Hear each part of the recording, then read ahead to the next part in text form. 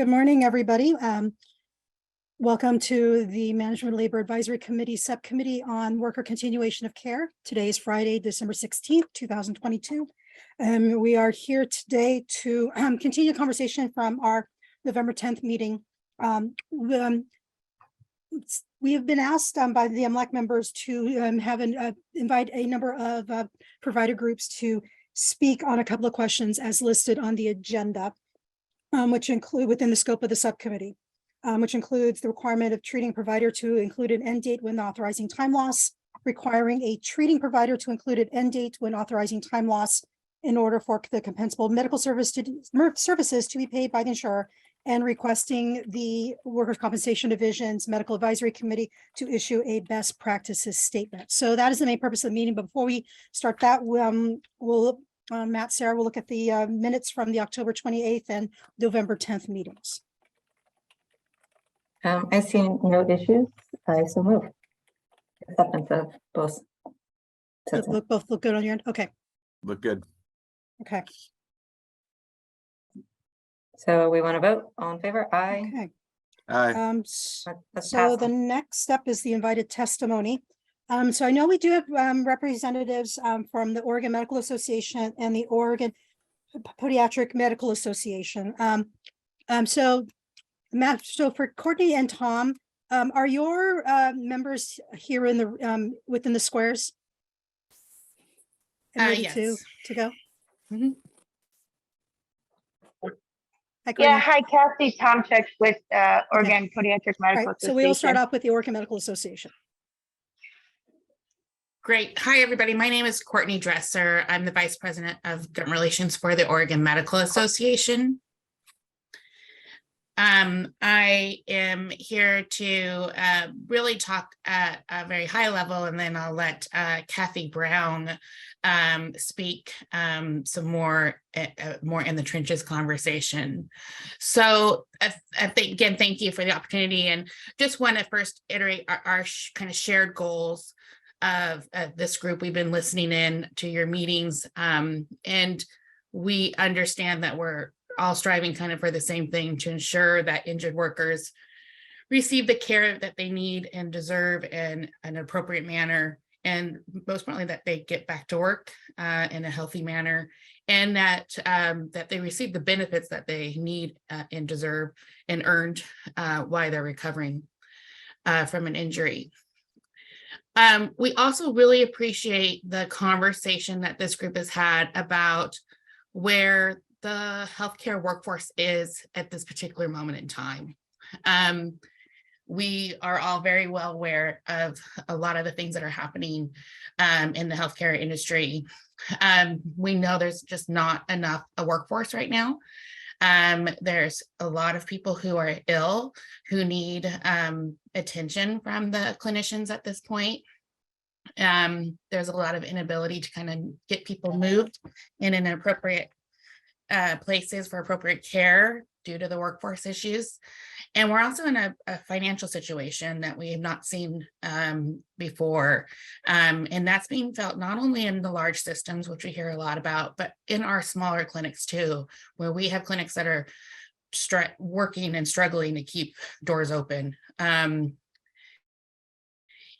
we have years of this going on now, this pandemic. So the burnout of the healthcare workforce and the fatigue that they're going through right now is miserable.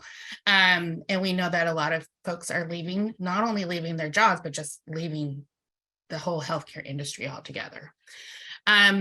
So with all that, and we appreciate that you've had those conversations and understand where things are right now.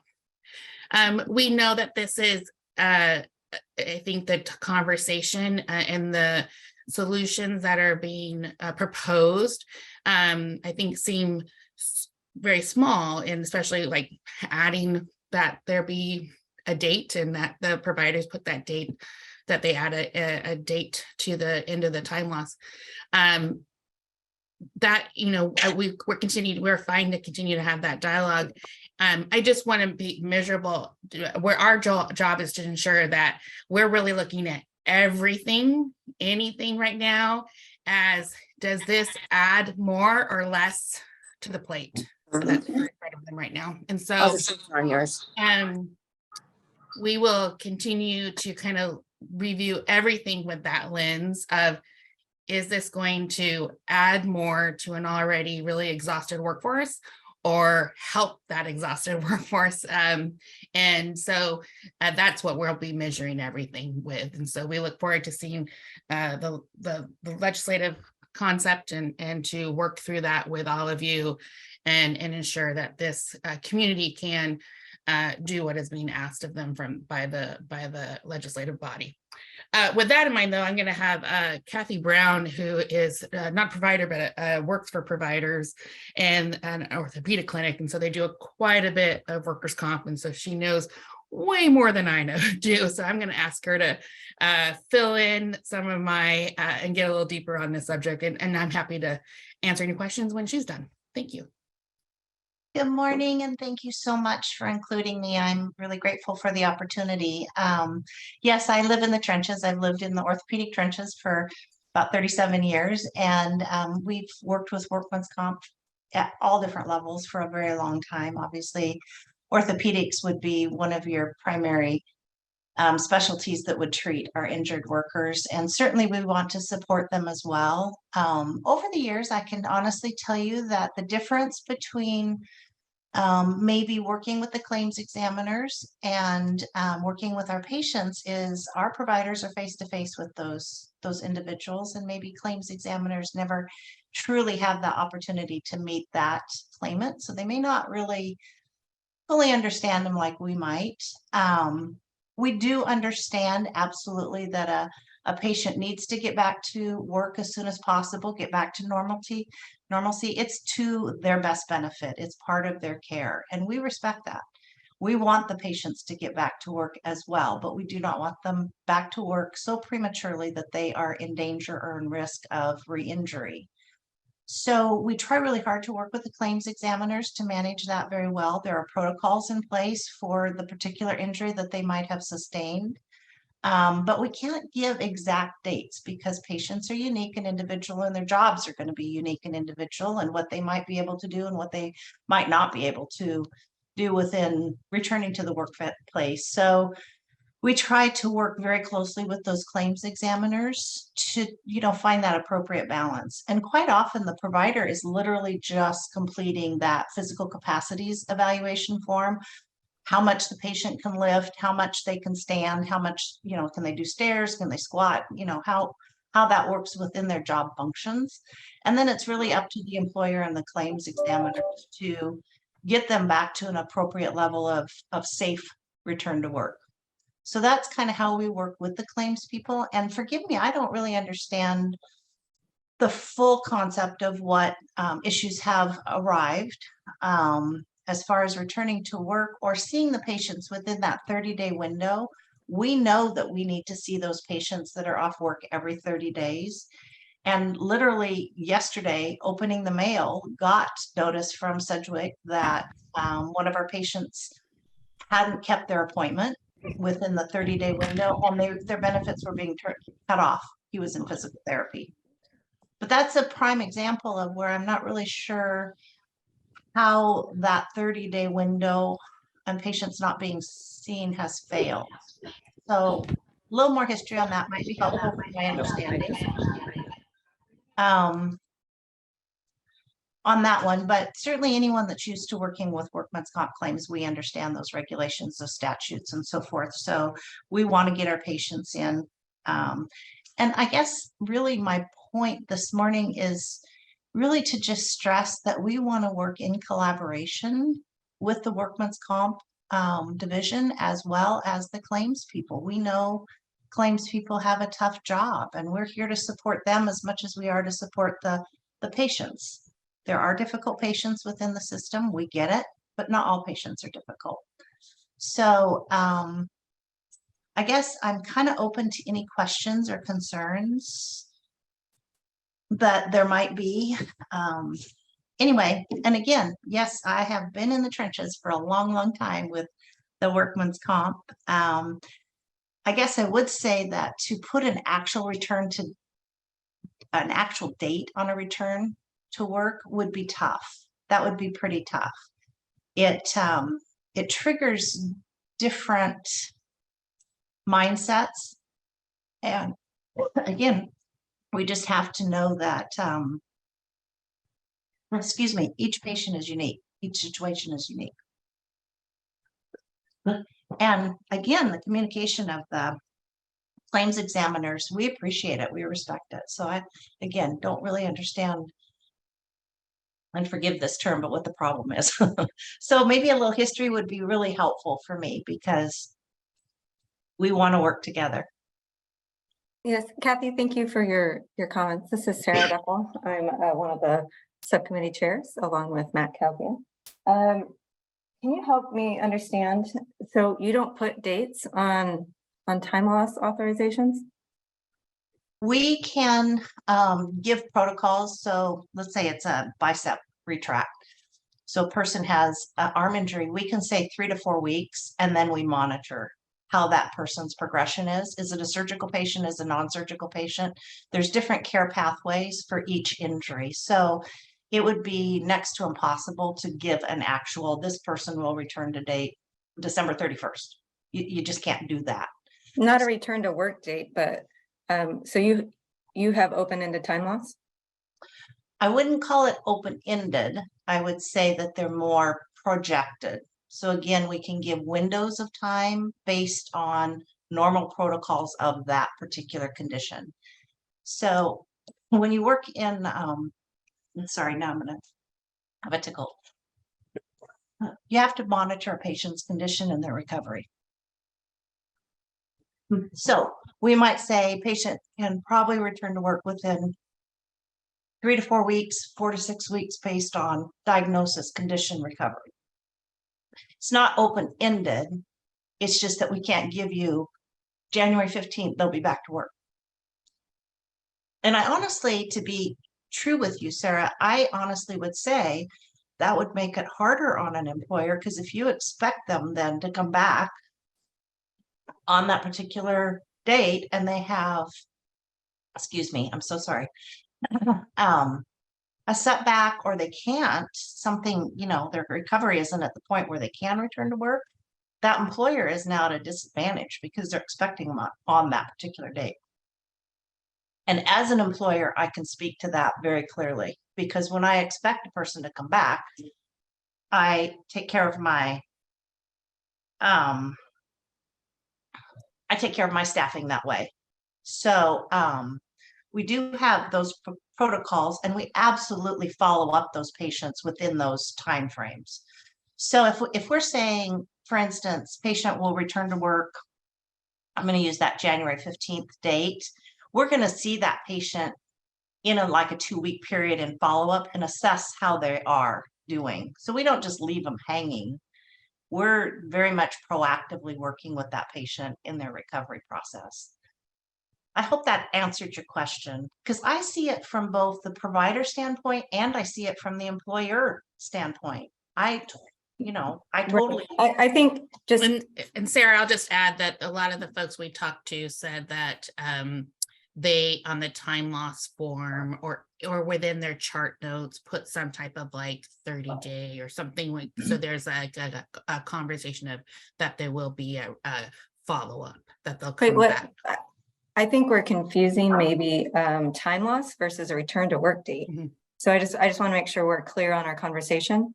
We're talking open-ended time loss, not a date of return to work. Correct. And on the time loss piece, we had heard that they put in some kind of follow-up, so that would get them back into the office.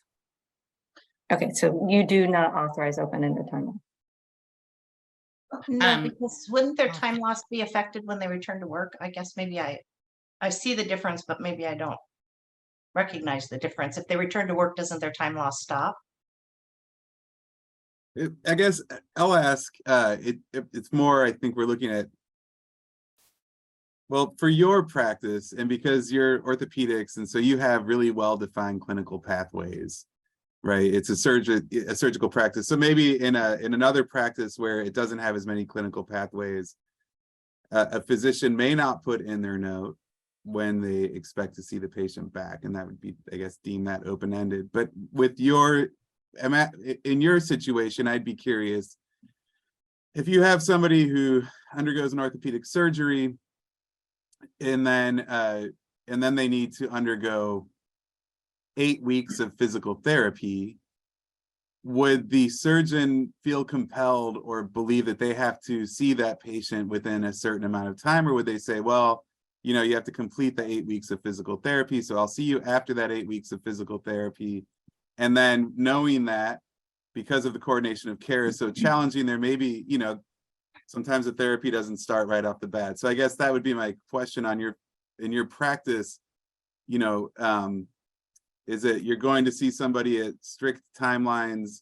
I know the clinical pathway would have it, but in that clinical pathway, if there was a gap of all this time for physical therapy, how would the physician manage that?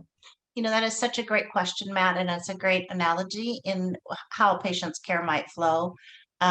Again, like Courtney said, there is a healthcare shortage, so physical therapists are having a hard time. You're absolutely correct. But we also know that we have to see that patient within a 30-day window. So that is like every 30 days at the maximum, we have to see that patient regardless of where they are in their care. Beyond the fact that, remember, we're in a patient's progress, and even in a physical therapy type situation, they may likely return to work while they're in their physical therapy regimen. They may be at a job that they can return to work before their therapy is up. They might still be in that recovery phase. And we know that it is, if I can say it this way, mentally healthy for a patient to return to work and get back into their normal lifestyle. We know that. It's good for them. So just because they might be stalled getting into a therapy program, in your analogy, which was perfect, we also know to kind of urge them back into the work setting and get reestablished and not be off forever. That's not good for anybody.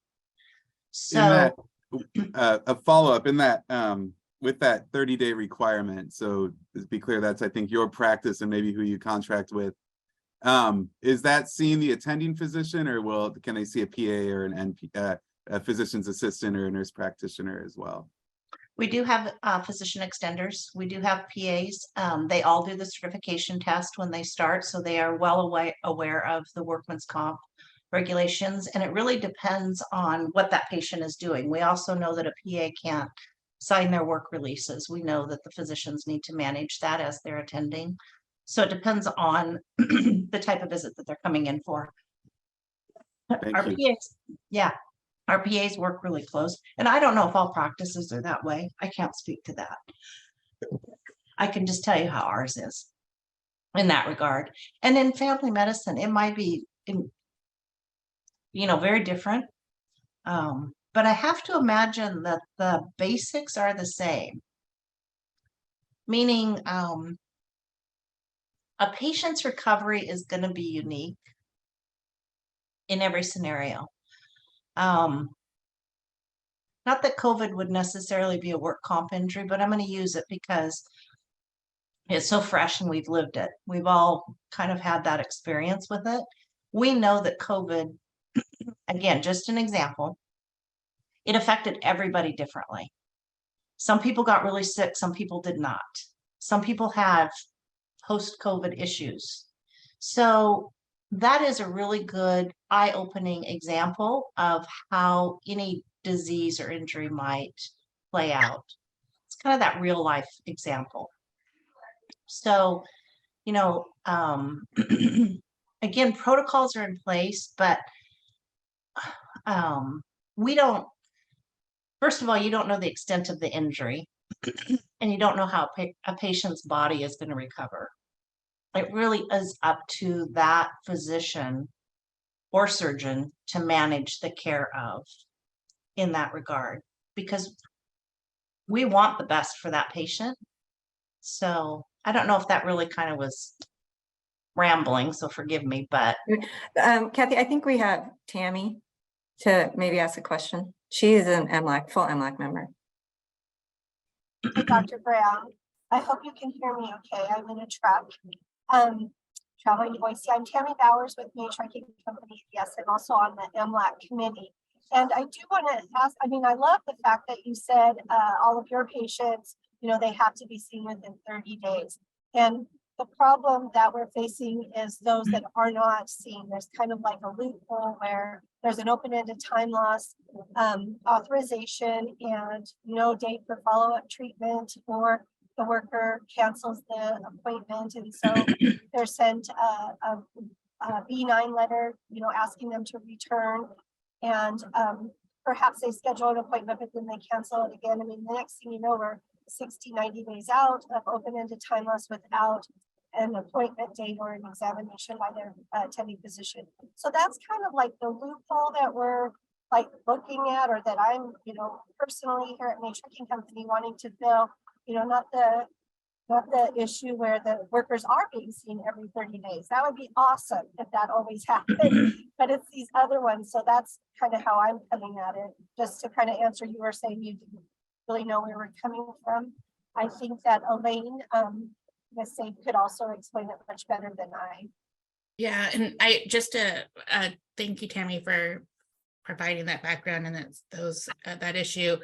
What we had heard from a lot of providers is that they do put in something. So I think there is quite a few providers who do, like Kathy's team does, put some kind of, that there isn't just a open kind of time loss ticket, that there is something, because they do want to see these patients and get them through the recovery. So I think there's a small, and from what I've heard from Safe and others, that there's a small amount of these that come with no and no number to them, or no date to them. So so yeah, we're happy to have that conversation about, should we ensure that there be a date on that form, and that there'd be a kind of a start and end, so that there would be some follow-up. And I think the end date is not the end date, like we're all saying, it's just a re-examination date, basically, to ensure that they do get in. I think the other issue is that, you know, the provider community and clinicians can do their very best to ensure that the patient comes in and provide, as you know, it's, you know, we're in a healthcare workforce issue, but, you know, ensure that they get in within that window of time that they need. But you know, the injured worker needs to also you know, play a role of also being there and coming in. And I think if I understand correctly, that patient's benefit actually is threatened or jeopardized. Don't they get cut off? Oh, oops, sorry, I had to unmute. The warning letter, some people call it the bug letter. I don't like that term, so I call it the old-fashioned B9 letter. It says you haven't been seen within, you know, the last 30 days, and you need to return to the doctor. What is your appointment date, or time loss will end? And then if the worker says, okay, I've scheduled an appointment in 30 days, well, the next thing you know, it's 60 days without medical exam. And then if they cancel that follow-up appointment, then another, you know, warning notice is sent to them. And yeah, it might be a small amount, but I mean, we're not that big of a company, and we run into it all the time. So that's just that loophole that I'm hoping we can get some help or direction in plugging up as in those, because they will go on, and they're numerous.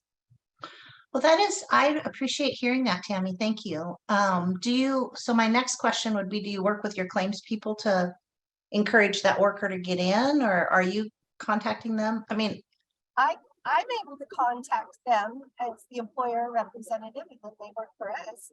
I'm their coworker at May Trucking Company, and our insurance company will send the warning letters, you know, out like clockwork. But if the worker replies that, yes, I have an appointment date scheduled here, and then 30 days later they cancel that appointment date, or they don't go, then they get another, you know, warning letter. So it can drag out. It can drag out 90 days. And I know that Elaine at Safe Corporation has some very specific examples of those and how that it happens. And that's the issue we have, not the issue of them being seen every 30 days. Or like I had one worker who I don't remember the date in like June that they were referred to the orthopedist and their first opening was September.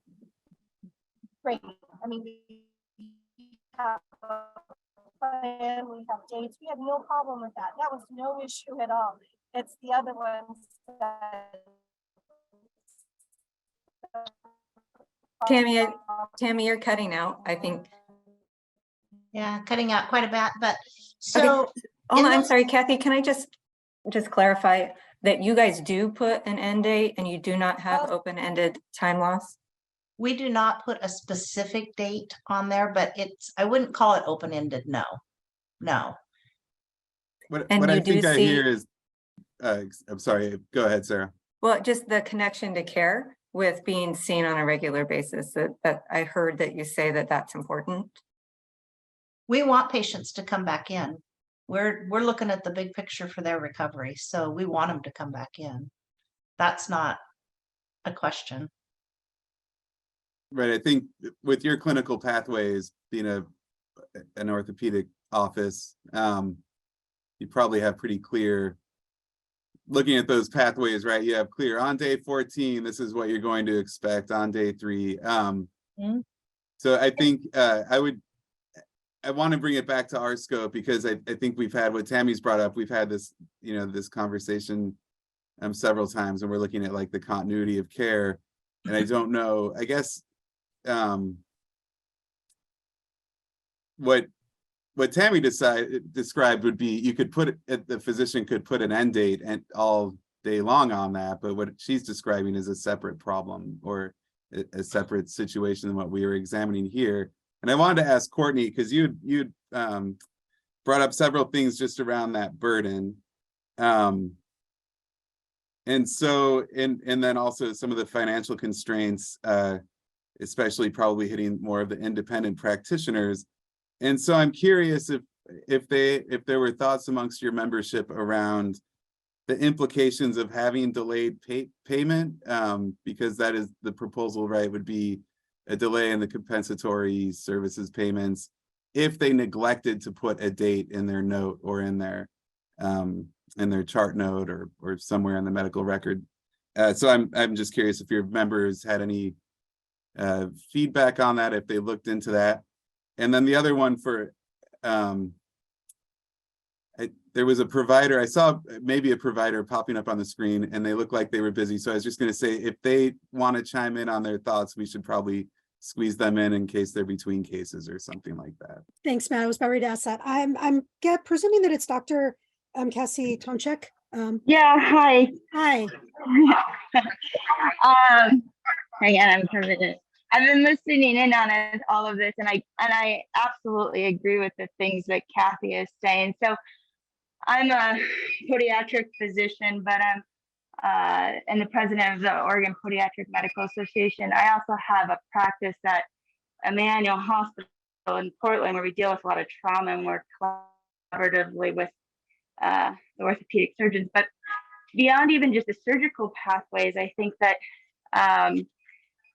even non-surgical injuries still really have a lot of barriers, where every patient is so individual that it makes it very, very hard to try to give you a specific date. And I find sometimes the frustration is trying to answer these questions that don't have a clear-cut answer right away. That is challenging, and I couldn't agree more with the things that Kathy and Tammy are saying. It's I don't know that it's realistic, and I don't know that it's going to improve care really. So.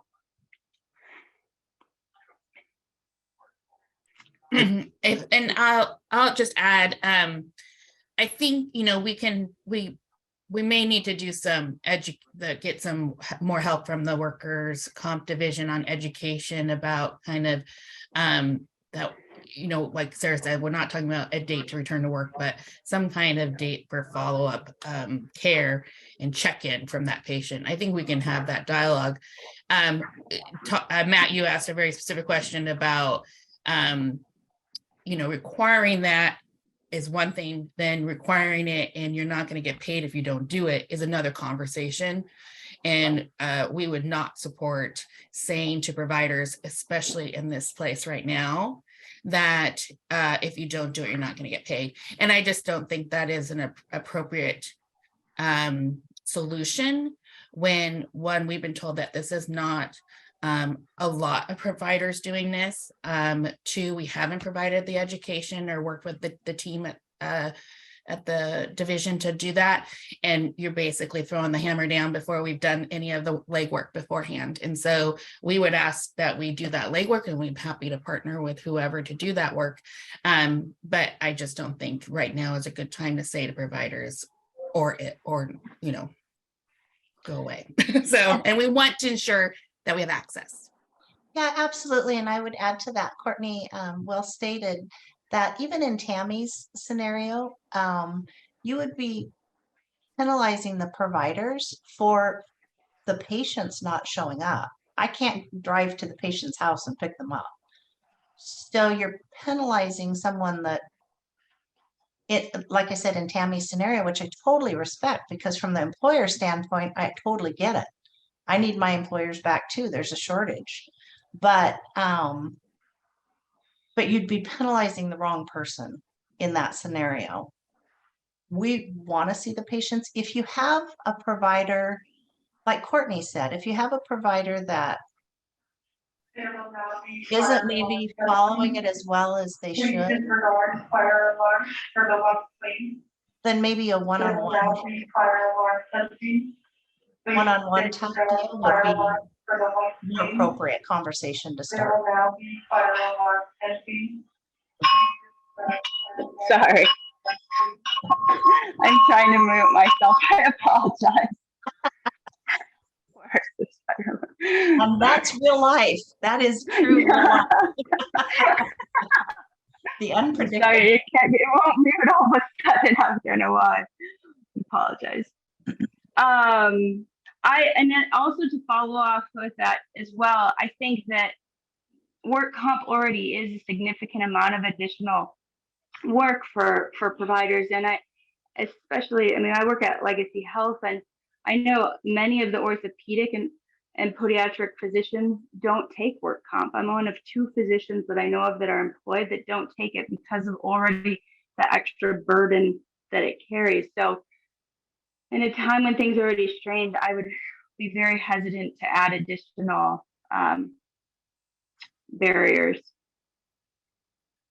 So I'm sorry, I didn't catch your name. This Hi. is Sarah. I just have a quick check. Okay, thank you. Do you authorize open-ended time loss? No.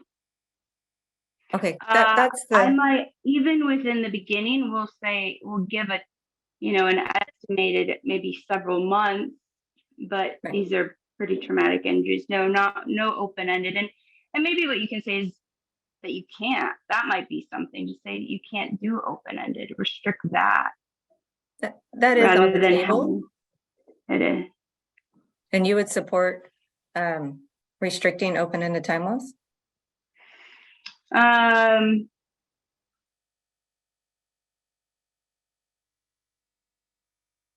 Yeah, I think I would. I think you could do, yeah. I mean, it can take people with some severe foot trauma. We can have people out for, 12 months before they're starting the retraining process of getting back. And if you're okay with the timelines that go, even a year or 2. So Sarah, I have Thank you for your input. Yeah, I'm sorry, and I certainly don't mean to interrupt, but maybe to play off of Doctor's comment Sarah, could you offer an example of the verbiage that would be most helpful to you when you say open-ended? What exactly are you looking for? Open-ended time loss is, in fact, that just no end date ever. But specific date or whatever date the doctor chose. So you're looking. Well, I know that I'll fill out paperwork and I might say 4 to 6 months, and then I get a kickback. That's not appropriate. You need a specific date, and that I don't have that answer for you. I don't think it's that we don't want to give you the dates. It's that we don't know. We don't have that answer to give. Right, and I Mm. I respect that for sure, but when they're asking for a date, could you give the end of the month, 4 months from now? I mean, just as that date, and you're gonna do follow-up within the interim of that? Well, that's usually what we do. Yeah. But my practice and everyone I know that does work comp really mirrors what Kathy was saying. We're seeing these people while they're active every 30 days. So you don't authorize open-ended timelines? No. Thank you. Before I recognize Tammy, and yes, we have people raise their hand. I actually want to bring Dr. Jerry Peterson, excuse me, into the conversation. Yes, thank you. I do have a comment regarding both Ms. Brown's and Dr. Tomczyk's comments. One of the problems I always had with these end dates is obviously determining an end date to begin with, which is very difficult, as Dr. Tomczyk said. We can give an approximate date, if you will, or a timeline of 4 to 6 weeks or 6 weeks or 2 months, whatever. The problem comes in twofold. Number one, of course, establishing that to begin with. I should say 3. Number 2, the patient doesn't always heal the way the textbooks say they're supposed to. And we all as physicians have learned that. And as a provider, as Ms. Brown very well stated, we're the ones in the trenches that are seeing physically face to face and having to deal with them directly and both their emotional concerns as well as their physical concerns. And the problem with an end date is that administratively, from our standpoint, when we give a fixed date and the patient doesn't meet that criteria and time loss stops and their compensation stops, and they have to go back to work, now we have to reopen the claim, which becomes a nightmare from the standpoint of our staff trying to reopen the claim and say that the patient still needs more therapy or more healing time or whatever. So you have to deal with that issue as well in reinstituting and reopening the claim because we gave a fixed date on time loss. So there's some scenarios, if you will, that have to be addressed. I think that an open-ended claim is always Too much. This is traumatic. Okay. in jeopardy because you have to have some kind of a return to end date for that patient to understand that at some point they're going to be responsible to have to get back to work. They have to work at trying to get back to work, whether it's therapy or, following our treatment plan and not, doing things that are in their own detriment to do. So those are some scenarios that you have to put back on the patient as well. And the cancellation, as Tammy was saying, of appointments, that's patient's responsibility. They have to take some responsibility in this issue. If they're not making their appointments, especially when they're a month out, and they're not working to begin with, maybe there's an excuse for missing an appointment, but it has to be a dire excuse when you're talking about issuing time loss and responsibility that they have to assume themselves. And so getting back and making those appointments, I think making those appointments for 30, 60, 90 days, come on. That's when the time loss should be ended on the patient's failure to perform what they're responsible for. And that's returning to that physician to be reevaluated and make sure that they are process. So those are some of the things I think are difficult with the end claim, the end time, I should say, for establishing a return to work, is it's very difficult to do. And I think that's it. But issuing an open-ended time loss, I think that patient has responsibilities there as well. And I think that's a difficult thing. I don't, as Dr. Tomczyk said, I don't see an open-ended claim being a good idea. I would object to that as well. Okay, just to be clear, this is Sarah.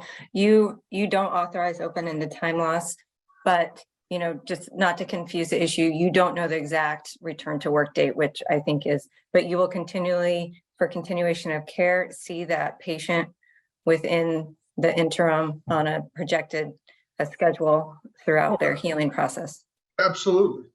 Okay. So open-ended time loss, you do not authorize. Return to work date, you don't know the exact return to work date based on that individual's healing time. Correct. Okay, thank you. So the proposal, this is Matt Calzia, and I'm just, so we've spoken to several providers and whatnot, and everybody says it kind of has a standard of care of seeing the patient regularly. And so I guess as a member, of this committee, I'm curious if providers have thoughts like, do we need legislation then mandating what your practice currently seems to be? Because that would be one of the proposals that we're discussing here, is actually creating statute around what sounds like your standard of practice. And I'm curious of your thoughts on that, if how that would look for If- you. Thanks, If I Matt. could, if I could speak, and I'm so sorry, I don't mean to interrupt again, but I think that the more statutes, the more difficult it is administratively. And you're going to have providers, additional providers saying that they're just not going to treat the injured workers. It just makes it too difficult. So, and I don't mean that as a threat. I don't. It's a reality of life. The administrative burden of a workman's comp claim at the attending physician level is already a burden. The paperwork, everything that goes along with it. I would caution that you will have more providers exiting that world. So statutes I appreciate them for structure. Unfortunately, they're too structured in the uniqueness of a patient's care. That would be my 2 cents worth. And maybe Dr. Peterson or Courtney, forgive me for interrupting, but. Yeah, Kathy, I completely agree with everything you said right there. And I think if there's just some opportunity to, and we have done this in the past with the division, is to provide some information and to address these concerns. Because we definitely hear what is going on, and we get that, because we don't want people to lose benefits. If that's because there's this, that they're not following through, or there's an open-ended issue. And we want to ensure that we're also being financially responsible to the program. But I think if there's a way to provide an education and to do that with our members, and I think ensuring that people just understand kind of best practices, because I think what you have heard from the medical advisory committee and others is that the best practice is, and what you've heard today from the providers that are here, best practice is to add something, put something on there. So also just kind of looking at who do we need to educate. So thank you for that, Courtney. If time loss is open-ended and someone misses an appointment, you can't discontinue it, correct?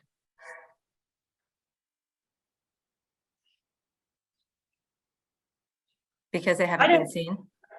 Well, claims will close when patients aren't following up, right? I mean, even if they haven't gone back to work, I feel like if the patient, at least unless there's additional work happening beyond my care with the patient, I see when the patients aren't following up or participating in their care, then it does close.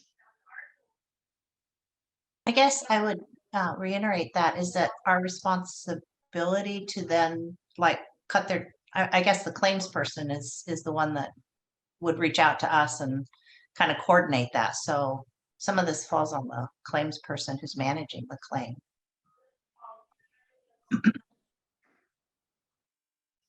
Or the MCOs. I mean, again, that administrative burden, we're not only responsible to the employer, but to the claims person and to the MCO representative. And if they have a vocational counselor, I mean, you've got a team of people working with patients. So at times. And so, I mean, the work comp claims should trigger the time loss issues at some point. I'm not. Yeah, this Question is for Matt. you. It sounds like, sorry to interrupt you, Matt. No, but- by all means, go ahead. So you guys are saying that you're looking for a return to work status, but really or a return to work time, right? Nope. what you were saying. Let's not confuse return to work versus time loss. So we're talking not authorizing open-ended, or a potential solution is to not authorize open-ended time loss for a Okay. continuation of care and a connection to care.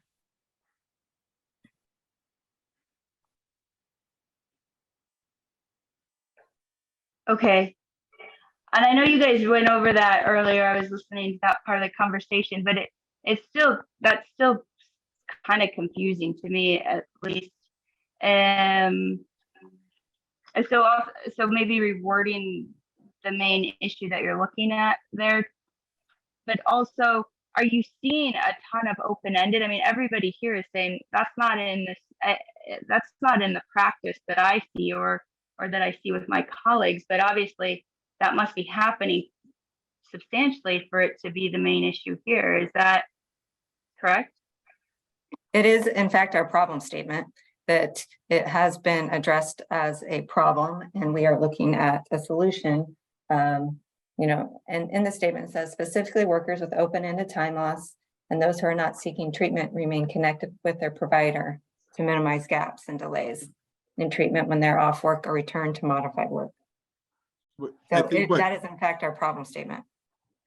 And I think with nearly every physician we've had that this has been discussed with, it seems the standard of practice is to put a date of, a frequency of visits, something on there in the medical record. There was one physician who said, oh, sometimes I don't put any kind of date. I think it was one of the many. And then there was one physician in the MAC when they last met who said, sometimes I forget and I get reminded by a claims manager or something along those lines.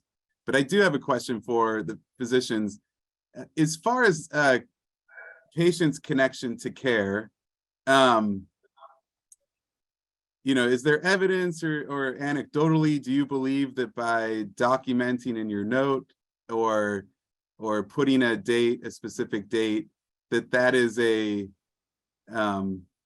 evidence-based approach to keeping patients connected with their care? Because that's come up, right? What came up with Dr. Peterson was people who miss their appointments and their burden, it's on them. And so is there any evidence, or do you have any, professional consideration to that by entering in the electronic medical record or somewhere in the medical record, the patient will be back within 30 days, that is evidence-based to then get the patient back within 30 days and to make sure that care is there? Does that close the loop of patients who go 90 days? Say?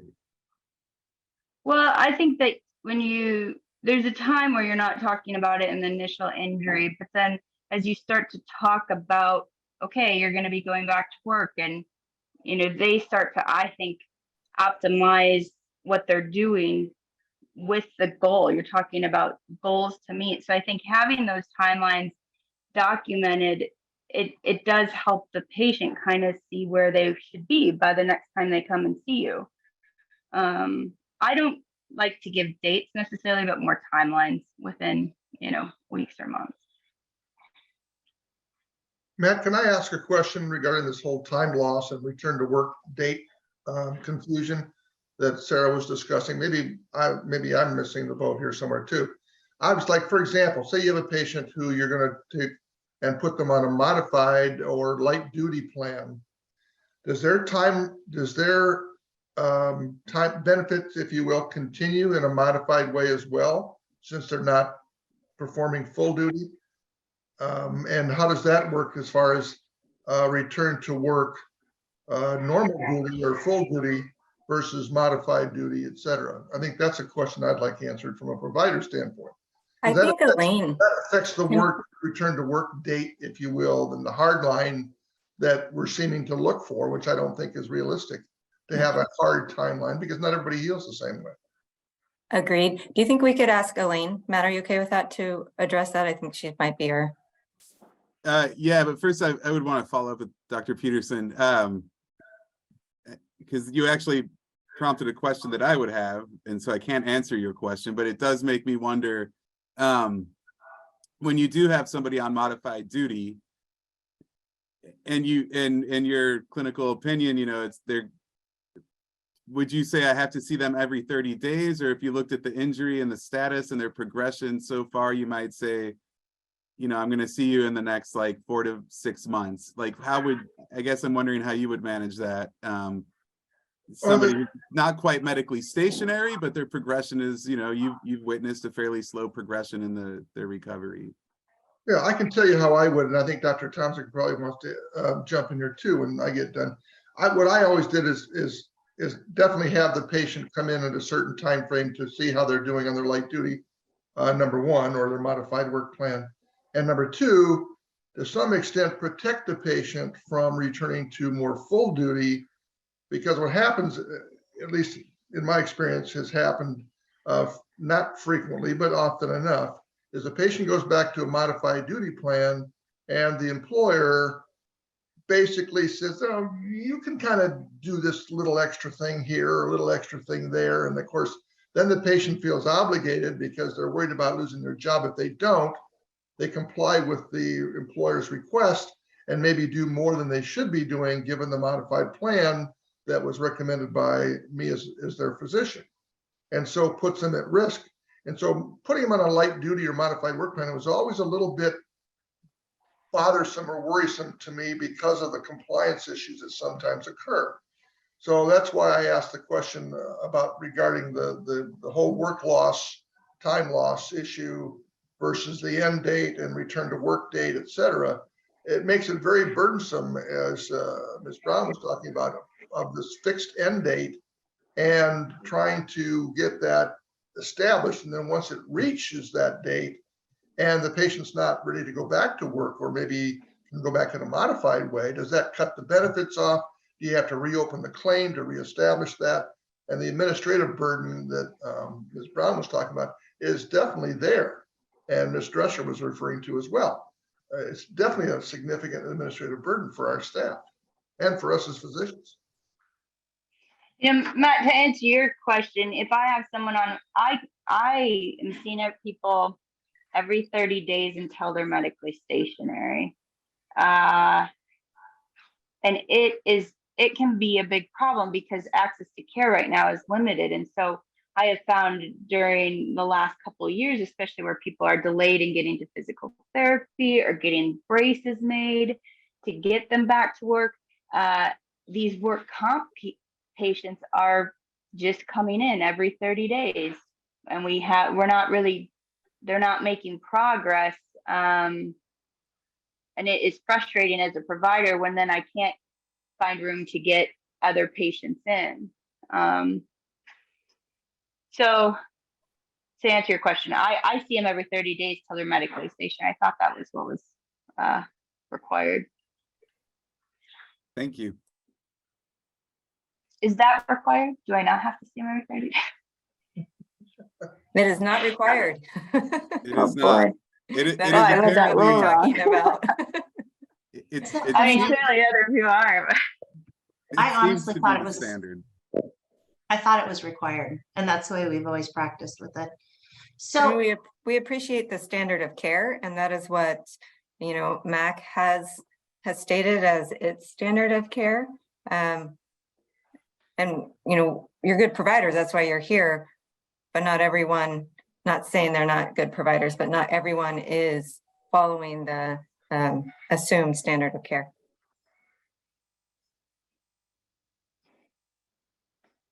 And I think Elaine can answer the question that was proposed.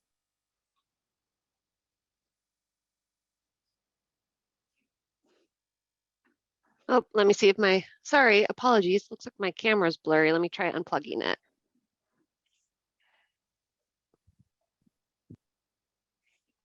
Oh, it's not working, so I'll turn my camera off. But Elaine Schooler with Safe Corporation, and thank you to all the medical providers who have made time today to comment on this issue. It's super helpful and interesting to get your perspectives and experiences, because what we're looking at are time loss authorizations that are issued throughout the worker's recovery period.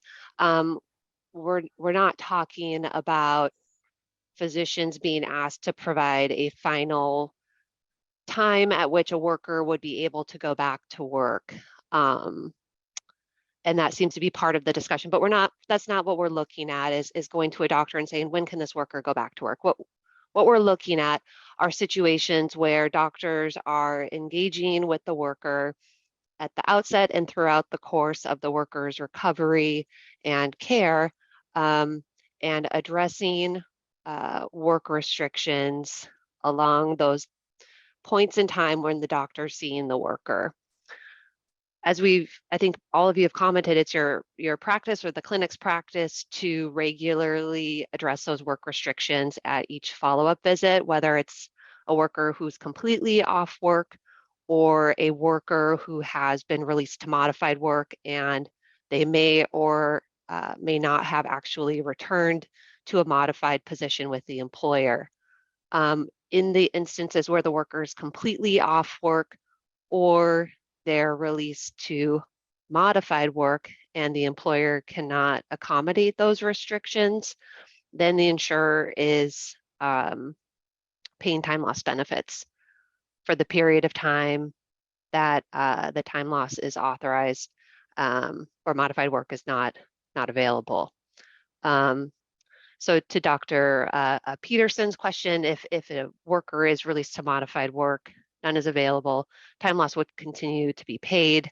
And then based on the comments from Dr. Peterson, the work restrictions would be reassessed at the next follow-up visit. The issue that insurers and employers have encountered is when a doctor authorizes time loss and does not include an end date or provides a modified work release and that release does not include an end date. In the instances where the worker is completely off work or has not been able to return to modified work and there's no end date, time loss continues to be paid until the restriction changes or the workers return to work. And the problem that's encountered is if the worker does not engage in that important follow-up care, whether it has been scheduled or not, time loss continues to be paid. And one of the recourses is to close the claim down, and that can be a rather significant outcome for workers who have not fully recovered. As we've heard, there are issues with delays in some care, whether that be physical therapy or braces being made. Recovery may not be happening as quickly as possible. What we're looking at, though, is whether those restrictions should continue to be addressed on a regular basis within the doctor's area of expertise and standard of care. And I think what I've heard from the providers today is that those restrictions are regularly being addressed as part of their practice and are specifically tailored to each individual worker to track their care and recovery so that they can eventually arrive at that point of being medically stationary and ideally able to return back to the workforce. What we've seen, though, and this is to Dr. I'm sorry, Tomacek, I'm sorry if I mispronounced your name, to your point of how frequently does this happen, that's a challenge for us at Safe Corporation. It's something that it's difficult for us to track on a overall claim basis, but what we see is when workers have an open-ended release, so the doctor just takes them off work without putting an end date on it, and there is a breakdown in that follow-up care, it can be difficult to ensure the workers remaining connected with their provider, ensuring that they're getting appropriate care. And so standardizing the practice that you all have acknowledged you're doing is what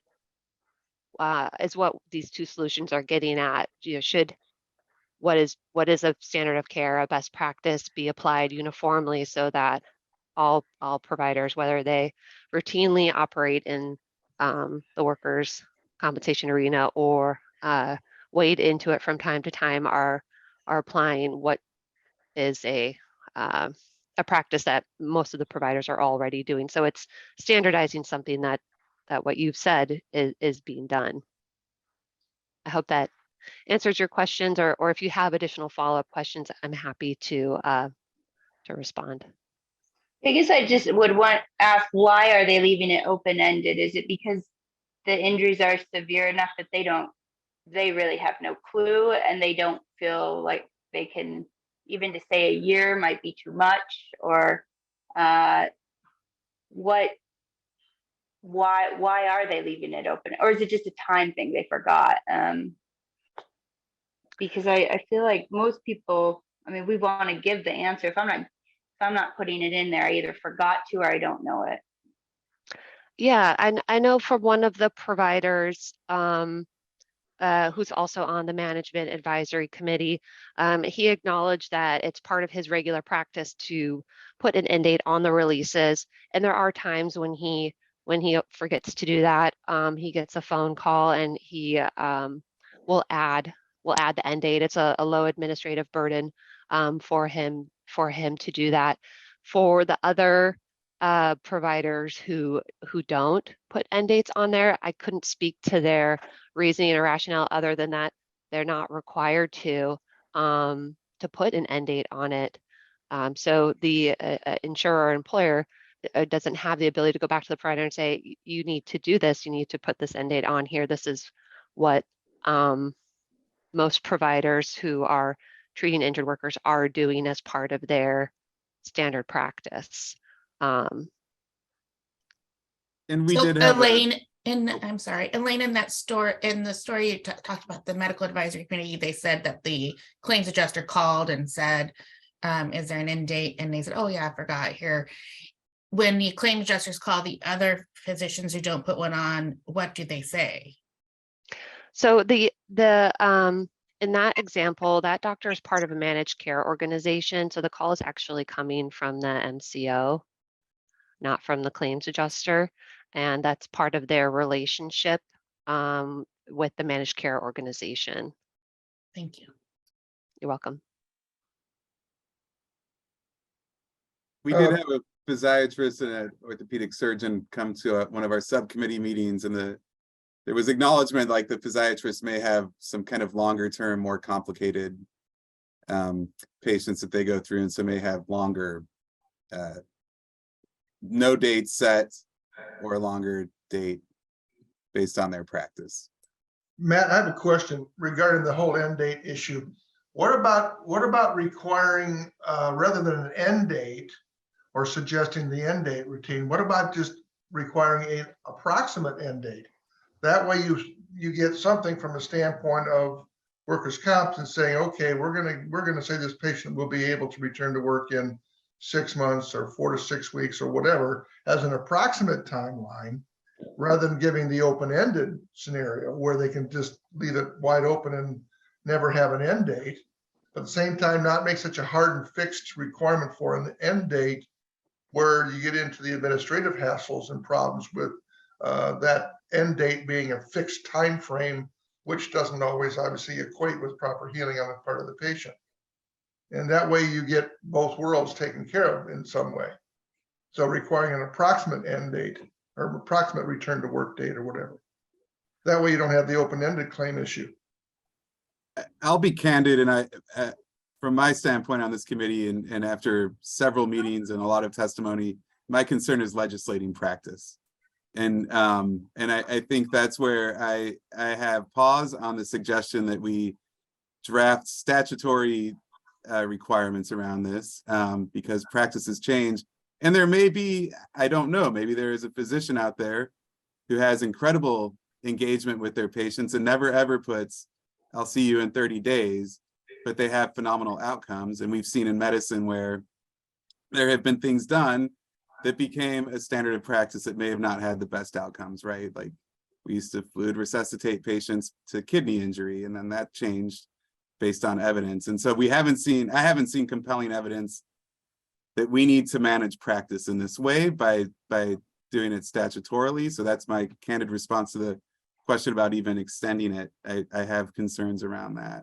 And that's one of the reasons it's valuable to hear your statements today. Dr. Peterson, I can address that too. I think the expectation would be that for providers, and this is based off of what we've heard today and from the Medical Advisory Committee, providers who are providing an end date on their authorization, it is typically tied to the next office visit. So if you're with your patient and you're going to see them in 30 days, what we've heard is that the authorization is then, the time loss authorization is valid for 30 days. So if you saw a worker January 1st and you said come back in 30 days, the authorization then would have that as an end date, would reference it rather than just saying you're off work with no end date. And then at that follow-up visit, have the restrictions be readdressed. But that doesn't mean that has to be the standard for all providers. To go to the example where there may be delays in getting into a physical therapist, perhaps the provider in that instance would say, okay, you are released from work for the next 3 months because there is a backlog and it will take you a month to get into physical therapy, and I want you to complete 8 visits.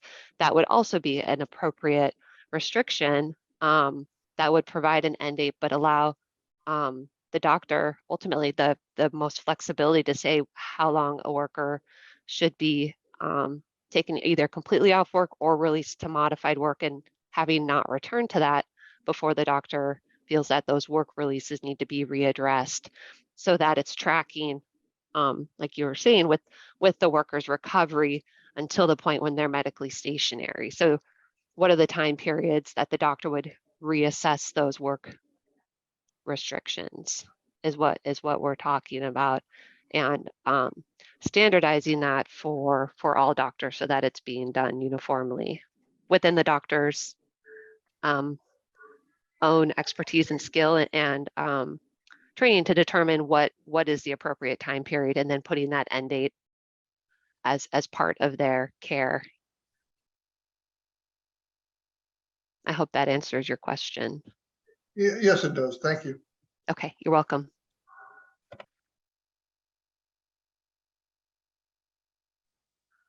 I'm gonna have to leave here, but thank you guys. And sorry, it was a little bit with the fire alarms there.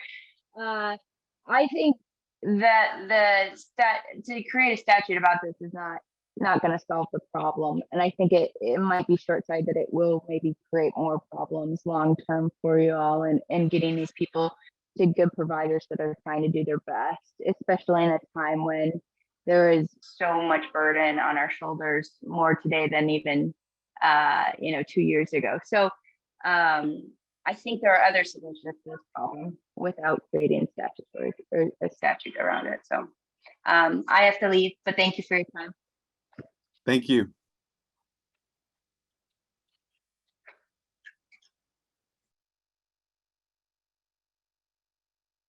Okay, so looking at the time, it's 12 after 11. We do have a number of individuals who have had their hands raised currently or did. Just turning to you, Matt and Sarah, if you wanted to acknowledge those individuals before diving into the subcommittee discussion, or Do we have any other testimony? no? I think we should acknowledge. Okay. All right. So I'll start with Dustin. Thank you, and Kirsten, and then Kirsten afterwards. Thank you for your patience. Of course. Thank you. I guess I just want to bring up, I've heard a lot of reference and a lot of the questions from the physician side has dived into having to try and estimate a return to work date. And my understanding, and correct me if I'm wrong, I don't think that's what the authorization date on a work release is intended to do at all. When there's the reference to statutes dictate how time loss is handled in a claim pretty heavily, from what I understand, and not having an open-ended time time loss authorization significantly hamstrings the proactive resolution of a claim from a time loss standpoint, just because, as Tammy brought up earlier, there are those loopholes where if there's no authorization date or end date, really the only recourse that the employer / adjuster may have is that B9 letter. And it's very easy for somebody to put a date on that they're going to be seen. They don't follow through on that, and that can kind of continue. And whether or not it happens a majority of the time, I understand it's very likely a small minority of the time. But in those instances where it does happen, it can create significant issues with the progress of a claim. And so I don't think that in terms of, we need discussion on whether there's going to be legislative determinations on this, a statute created. It's to try and put a burden on the doctor in terms of, we need you to try and estimate when this person's going back to work. But in regards to what a lot of you already do in terms of a standard of care, if you're seeing a worker every 30 days, 45 days, whatever, and accommodating that based on the individual nature of the claim, there's really no recourse for the adjuster or the employer, if they're self-insured, to be able to help drive the claim forward if there's no acknowledgement of when that next appointment is, or when that authorization ends, to both assist the employer in, or adjuster, whatever case, in helping further that claim along, or putting the onus on the worker of, my authorization is only good until this time.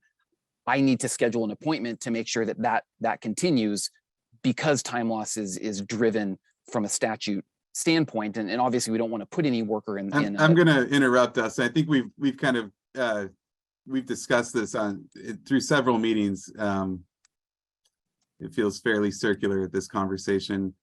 And what we were here today are discussing the proposals in a letter that was presented to the subcommittee by SAFE, specifically numbers 1, 2, and 3. And I think some of your comments are going kind of expansive outside of that scope. So I apologize again. I seem to hear a lot that it was aiming towards the return to work date, and I don't understand that to be the purpose of the time loss authorization. So I don't know if there's some clarity that needs to be provided in terms of what that date actually means and why it's important to have that on there. I agree that it should just be tied to when the next appointment is. It's not trying to make the doctor estimate what the time frame is for recovery or when they should be returning to work, but just to help them understand that it's just to help drive the statutory requirements of the claim forward, and kind of keep it moving in a collaborative effort. So, thank you. Thank you. Okay, Kirsten. Hi, thanks for the opportunity to add a comment in. So one thing I wanted maybe some clarification from some of the providers on, I'm hearing from a lot of you, and then also we heard from the members of MAC that this is already a practice that most of you have in place. And so, but then I'm also hearing that this will be a burden to the field in general. And so I'm just kind of trying to reconcile those two. Like if it's something that is already being done by most of you, I guess I'm just trying to clarify how that then becomes a burden if it's in statute, if it's something that you're already doing. So I'm just wondering if I can get some clarification on that, because to me, it seems like it's something you're already doing, then this really doesn't impact what your day-to-day practice looks like. So I just wanted to get a little clarification on that if I could. Thanks, Kristen. I think what you're hearing is that there is practice standards and standards of care that people inherently learn and use in the practice of medicine and the practice of other clinician types too. Those are not things that necessarily need to be put into a statute in order for those things to happen. That's just part of the standard of care. Those are standards of care are learned. And if there's a need to provide education to providers and to show kind of best practices, there's specialties and others that do that work every day, and developing those standards. And so I think that's what we would say, is that this is not something at this point. I don't know if it's something that we need to legislate when again, the scope of the problem hasn't been really described to us yet, and I'll be happy to kind of go back to the beginning of these meetings to get the scope of the issue, but in a sense of how much is this happening, and then where can we just provide an opportunity to say that we're going to provide that knowledge base to them, that this is something that they should provide. So I think that's what you're hearing, is that this is not something that we need to prescribe yet, and more of, can we educate first? Yeah, and if I can respond, if that's okay. And I get that, and I get where you're coming from on sort of practices versus statutes, but I guess what I'm still not understanding is how it becomes a burden to those who are already doing it if it is put in statute.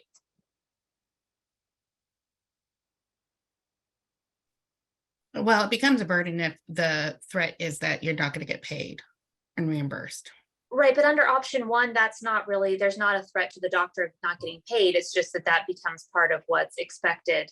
And because item 2 of I'm looking at that safe letter, item 2 is the one where there would be where it would become an impact on the payment to the provider. But with option 1, it's just including that has to be in there. There's no ramification to the financial ramification or anything like that to the provider if that's not put into place.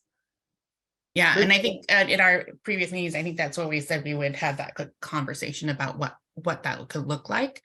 And what does the form need to look like? What does that pieces need to look like? So we're happy to have that, continue that dialogue and with our partners here. But and I'm not sure if it's something that we need to provide statute to yet. Yeah, maybe I can answer Kirsten's question to some degree anyways. Legislation is always in a statutory way, really creates a hammer, if you will. And when you're talking about from a physician standpoint, let's say a scenario where you have a patient who is going to, especially now, you're going to refer for physical therapy. So you want to see them in 30 days for their quote unquote standard of care follow-up, if you will. They can't get into physical therapy for 6 weeks. So we have to see them in 30 days, even though they can't get into PT for 6 weeks. That becomes an administrative burden for us because there's no reason to see the patient in 30 days if they haven't even gone to PT yet. And obviously from our standpoint, as Dr. Tomczyk, who was on the call earlier, suggested, there's hard enough time getting our patients in now that we want to see on our regular practice, as well as the workers' comp patients that we're already seeing, to add that patient in for a mandatory 30-day visit when they're not even in PT for 6 weeks because of the problems in getting into some of the PT. So there's an example of how the statutory idea becomes a burden to common sense. Can I address that? Sorry. Oh, no, go for it. I was going to, but go for it. Okay. What if there's no specific date that you understand that the system is burdened and they're not going to get into PT for 6 weeks? So you put 90 days to allow that buffer. So, and then it allows you that extra time to see your other patients in that interim without, clogging an appointment where you're still waiting for some follow-up care. Oh yeah, I think that's fine.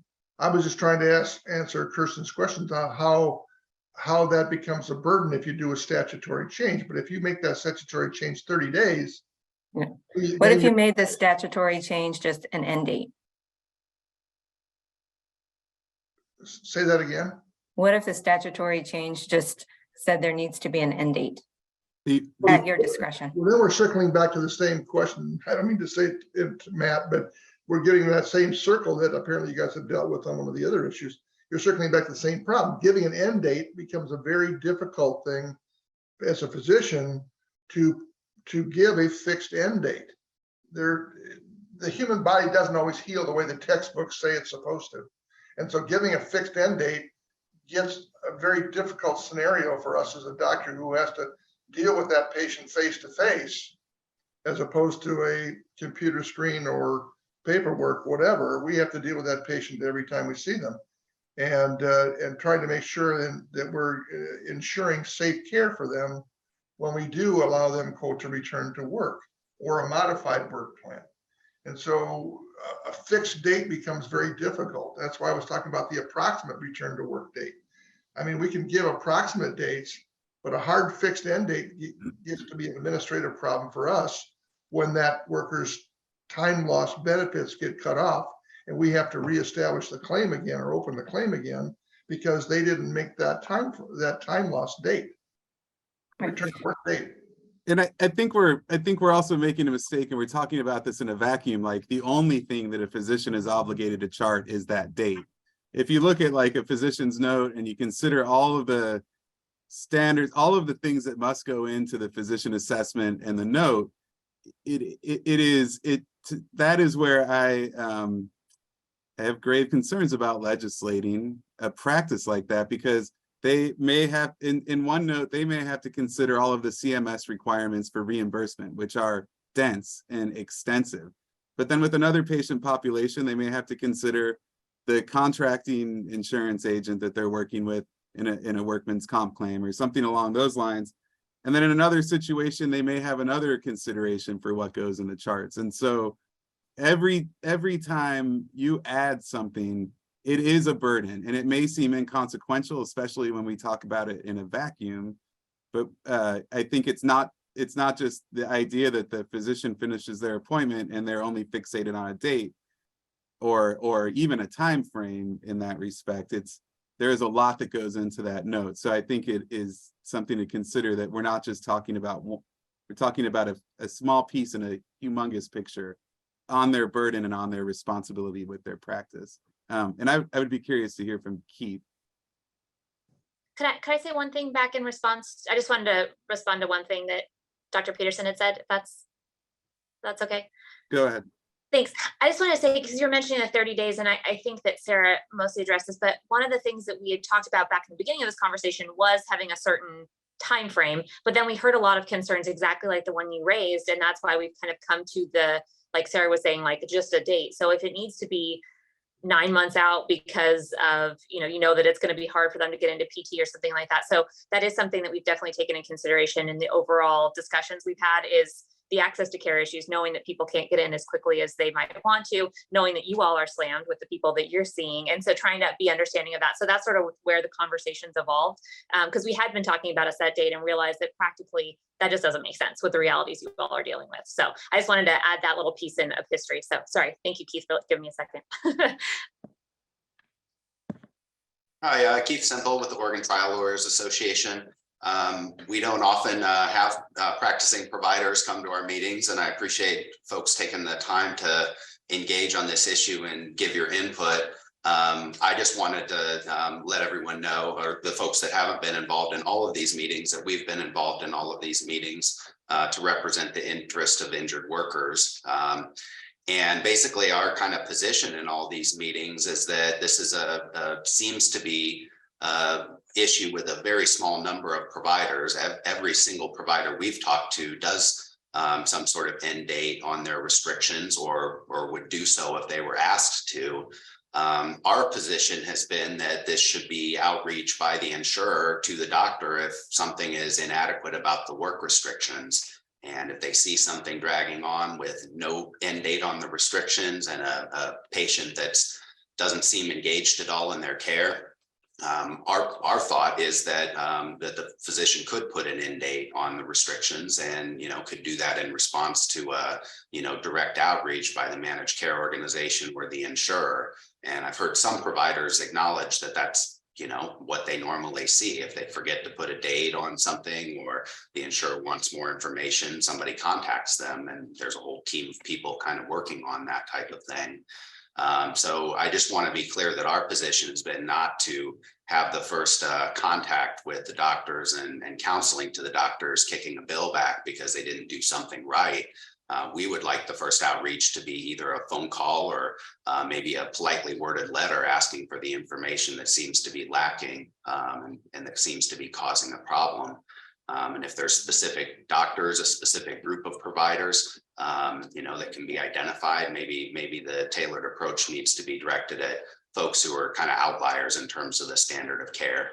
But we don't want to see the additional regulation just to respond to a real narrow problem of doctors who aren't doing it, and situations where it's causing a problem, not the situations where everybody's following up, going with the doctor's restrictions, going with the doctor's orders. The doctor knows that they'll be reassessed, and there's not a kind of a dodging problem in terms of the follow-up. So I just wanted to be clear for the folks on this meeting that are giving testimony that aren't part of all the other meetings, that's been our position going into this, that this could be done informally without additional regulations.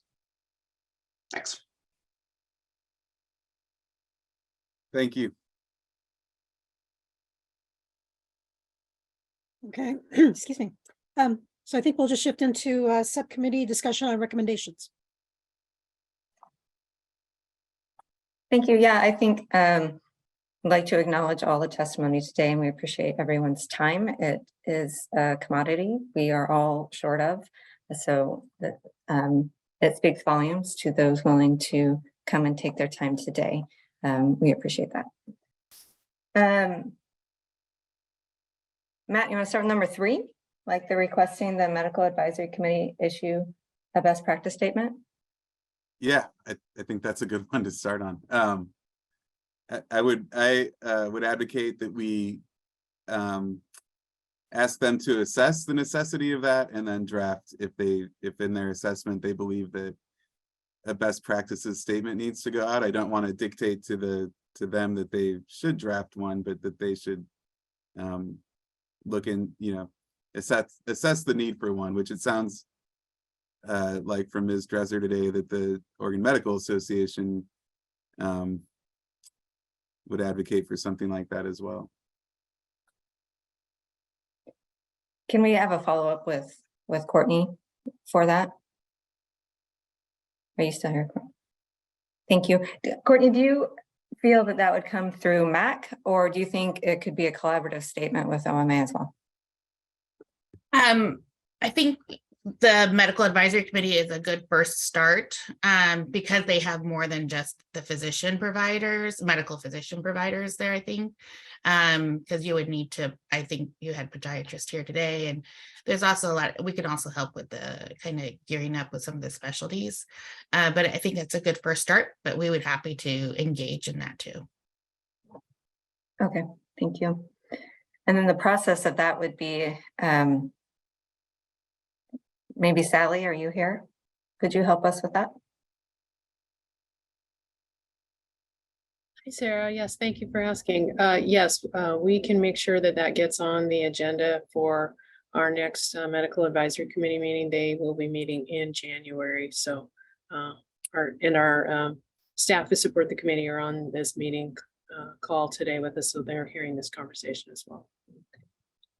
So we feel that, do you need any clarification from us, or do we need to get a formal recommendation from MLAC on that from this subcommittee? I believe we're in agreement that having them assess whether our best practices statement is appropriate. Teresa, do we need the full committee's recommendation on that, or? I would leave it up to you. I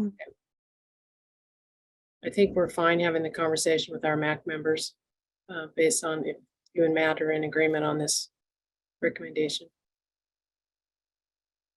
I'm in agreement. Okay. So that addresses number 3. That was easy. Thank you for your help on that, Sally. And then I heard lots today, which is the information was extremely appreciative on number 1 and 2.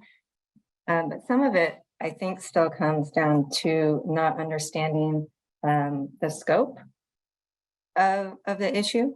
I heard Courtney and the OMA providers today were unaware that it was happening. I think we heard it from MAC that they were unaware that it was happening. I'm wondering, would it be worth tabling until we understood the scope of it, and if it is truly widespread, maybe further solutions need to be had. And by tabling, would that mean the retiring the subcommittee and letting I mean, I think that's a fairly monumental lift to go into analyzing the extent to the issue. So would we end the subcommittee and allow folks to go and try to research to what extent this is an issue? Because as it's been mentioned, it seems every physician or provider that we've spoken to outside of one seems to make it kind of their standard of practice. Right, and I appreciate that. I mean, that is wonderful that is the standard of practice, but we're hearing, and it is in fact our problem statement that there is a problem, but agreed, we don't really know the scope of that problem yet. So a problem exists, but if we don't know the scope, I guess, do we really know how to address it? I'm hearing, it would be an administrative burden for everyone who's already doing it. But if the scope is large, maybe it's warranted. I don't know if we can answer that until we know that scope.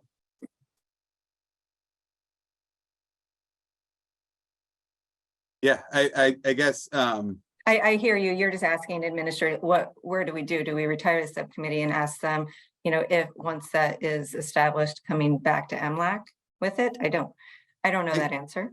And I feel like after 7+ meetings, there has been opportunity to demonstrate the scope. We've had anecdotes and whatnot, but I think that it just becomes difficult that we describe a problem and then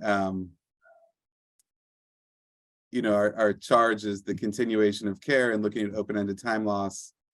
And when we describe the problem, we haven't had a lot of evidence come forth to present that problem, aside from some anecdotes from employers or insurers. But even those aren't, those have been looked at to be addressed with other mechanisms already in the system. So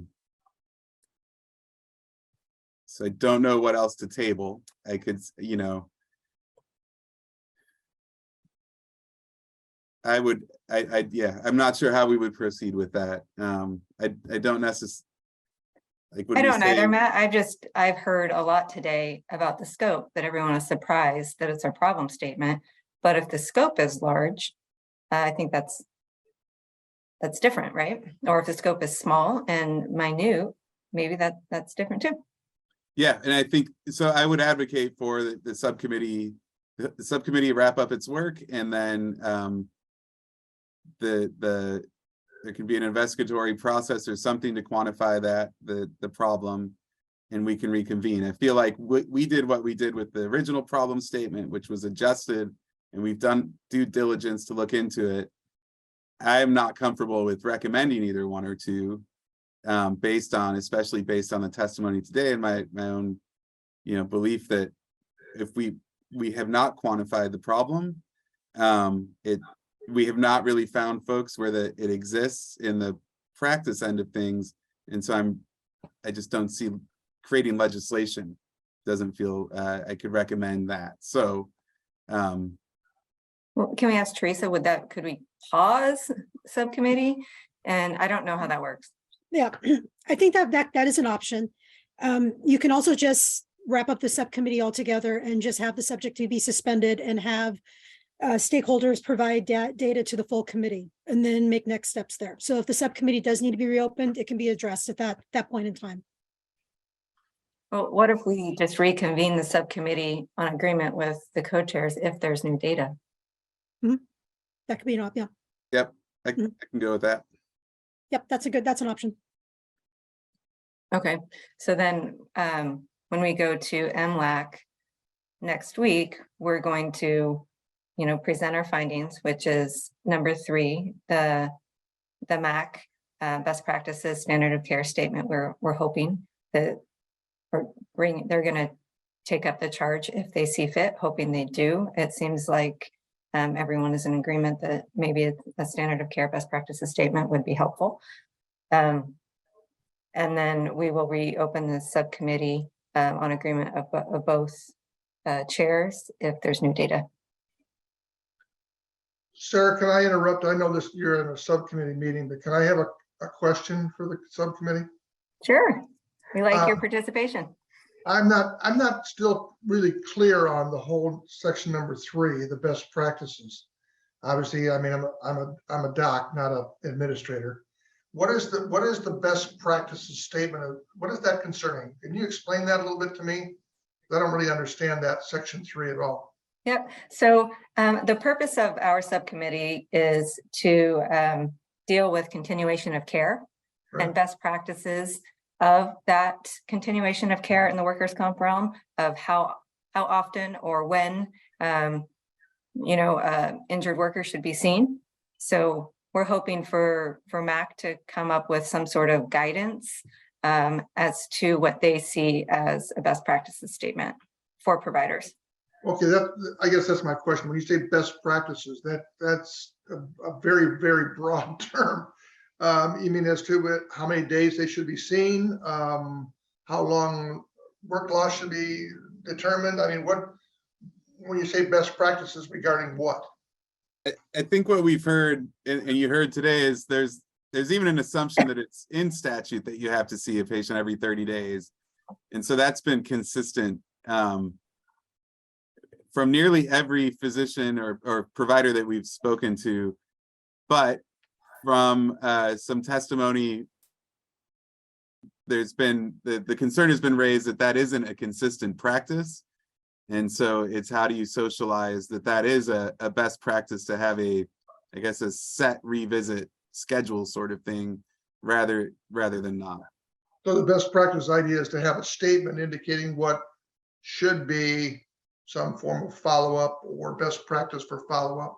Maybe a frequency of visit or something along those lines. That's kind of what I thought, but I wanted to clarify to make sure I had the right understanding. But we feel that is not our purview to dictate what that is. We would like MAC to assess that and determine what that would be if they feel so forth in doing or wanting to produce the statement. Okay, thank you. Is that accurate, Matt? Okay. Yeah, I agree. I think, actually with Kathy bringing in the clinical pathways and trying to think about how a statement like that would work and all of those nuances, I would love to punt that to the MAC members I would never want to weigh into that in our scope. That is, no, thank you.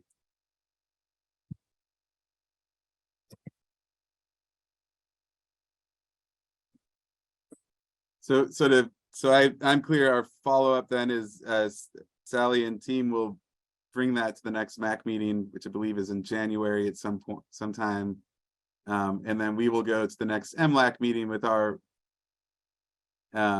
quasi conclusion that we will pause, allow for more research to be done or identification of the problem, and reporting out what we've done with number 3.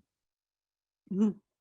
That's what I'm hearing from both of you. Yep. So. And then if new data is presented, and it would be an agreement on both chairs to reopen the subcommittee. Yep. And then what we can do too, since the full committee agenda currently includes the review of the current MLAC work plan, once the recommendation is been voted on by the whole committee of your findings, it can be added on to the work plan as well. So that'll be another step.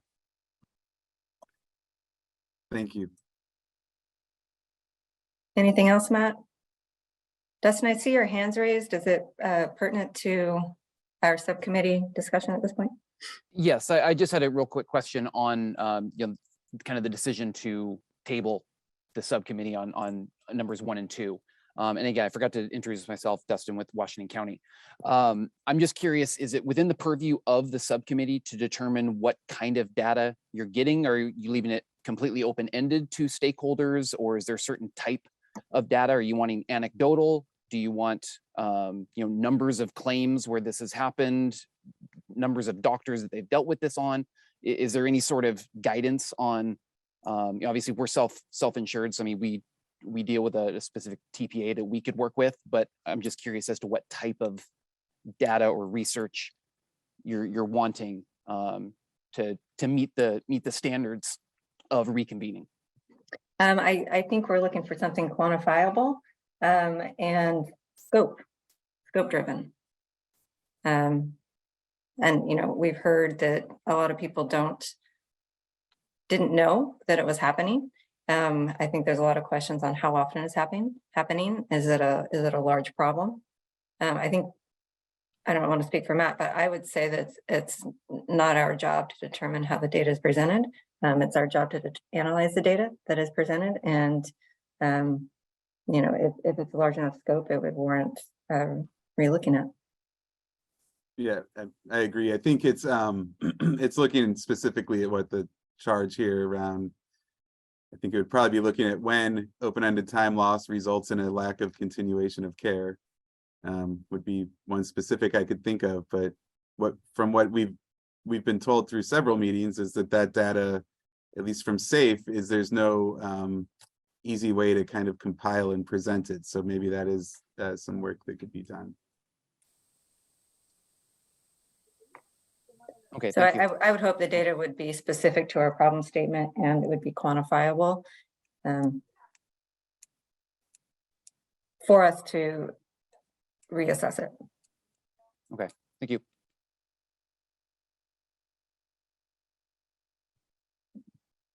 Anything else for the good of the order? Nope. Okay. We thank you very much for your participation and attendance. Again, time is a commodity. We are all lacking right now, so it is appreciated that everyone shows up. So happy Thank you very holidays. much. And if we'll see you maybe next week in MLAC. Okay, bye. Take care, y'all. Thank you. Bye-bye.